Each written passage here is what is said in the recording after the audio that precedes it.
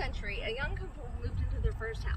Of modest means, a lamplighter and midwife and their 3 children moved into a house on the railroad tracks. Shortly after moving in, the couple started having difficulty keeping their back door shut.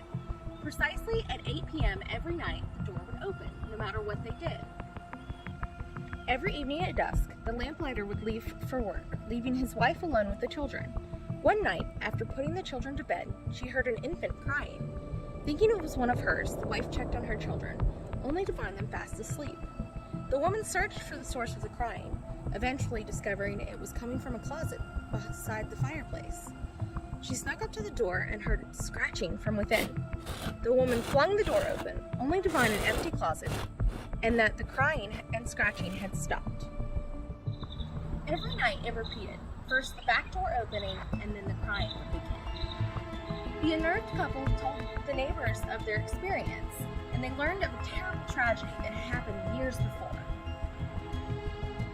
The previous owners had had a baby shortly after moving into this home.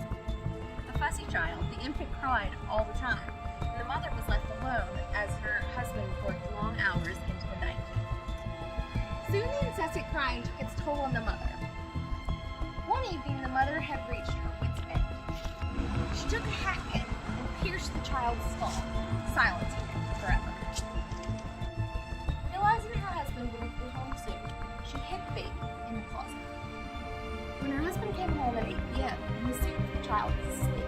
The next day, the distraught woman buried her child under a lilac bush in the corner of the property. It's unknown what happened to the couple, or if the mother ever faced justice for her crime. But it wasn't long after that the lamplighter and his wife moved out of that house on the railroad track.